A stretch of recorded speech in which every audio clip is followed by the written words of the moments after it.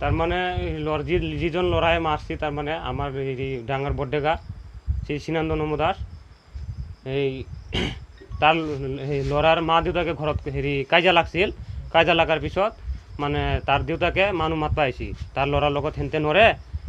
পিছত এই আমাৰ ল'ৰা আৰু গাঁৱৰ মানুহ তাতে গেল মানে কাজিয়াটো ভাঙবা কাৰণে।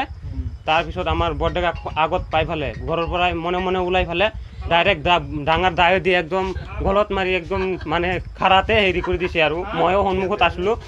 মই সন্মুখত থাকি ফালে মোৰ মানে মনটো একদম ফাটি গৈ আছে আৰু এনেকুৱা জিন্দা মানুহ এটা ফটকে ইমান গল এক জেগাত পৰছে, লাষ্টটো এক জেগাত পৰছি।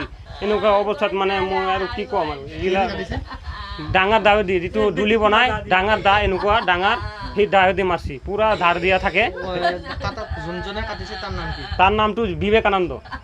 অঁ, এনে গাঁৱত ইলেকশ্যন বুলি মাতে, আসল নামটো বিবেকানন্দ।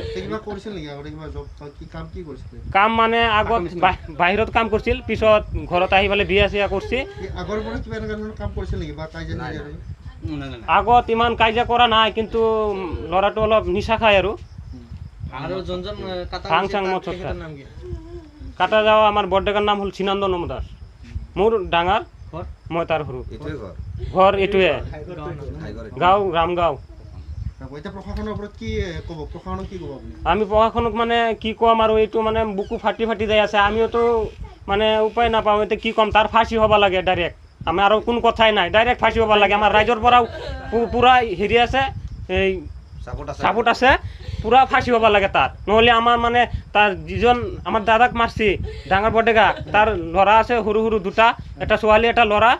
আৰু মানে সিহঁতৰ যি অৱস্থা হৈছে তাত মানে তাক কি কৰিব লাগে নকৰিব লাগে আমাৰ ৰাইজে চাব।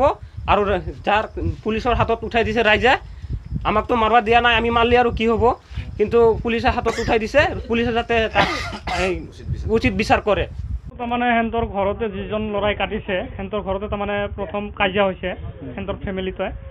কাজিয়া হোৱাতে পিছত মানে যিজন ল'ৰাই কাটিছে তেখেতৰ দেউতাই ইয়াক মাতিব আহিছে যে আমাৰ ঘৰত কাজিয়া হৈছে, আহাচোন কাজিয়াটো ভাঙবা। তাৰপিছত ই মাতাৰ পিছত ই গেল তেখেতৰ ঘৰত। তেখেতৰ ঘৰত যোৱাৰ পিছত সোমাবই পৰা নাই, গেটতে সেই মানে দা লৈ আহি পেলাই ডাইৰেক্ট কাটি দিলা। আৰু কোনে কাটিছিল? এই বিবেকানন্দ নমো দাস। আৰু যাক কাটিছে তেখেতৰ নাম হ'ল সিনান্দ নমো দাস। গাঁও ৰামগাঁও। আৰু তেওঁ কাটাৰ পিছততো মই মানে হাল্লা হৈ আছে। তাৰপিছত মই গম পালোঁ, গম পাই পেলাই দাউৰি আহিলোঁ। আহি পেলাই চাওঁ এই ঘটনা হৈয়ে গ'ল। হৈ যোৱাৰ পিছত মানে তাকতো যি কাটিছে বিবেকানন্দক তো বিচাৰি নাপালোঁ। পিছত মই বিডিবিক ফোন কৰিলোঁ, বিডিবিয়ে থানাত ফোন কৰিলে। পিছত আহি পেলাই মানে লৈ গ'ল আৰু আসামীক ধৰি আনিলোঁ আমি জগন্নাথৰ পৰা। প্ৰশাসনে ধৰা নাই, আমি ৰাইজে জগন্নাথৰ পৰা ধৰি আনিছোঁ, দৰঙৰ পৰা। তাৰপিছত ৰাইজে খেদি কিনে ধৰি আনিছোঁ। তেওঁৰ ফেমিলিত তাৰ ল'ৰা এটা আছে, ছোৱালী এজনী আছে। ল'ৰাজনৰ বয়স 10 বছৰ হ'ব, ছোৱালীজনীৰ 5 বছৰ হ'ব। নাই নাই নাই, সিহঁতৰ কিবা মানে ভাগি বংশ হয়। তেখেতৰ মাহীৰ ল'ৰা হয়, যিয়ক কাটিছে আৰু তাৰ মাহীৰ ল'ৰা হয়। নিজৰ বংশৰে ক'ব গ'লে আৰু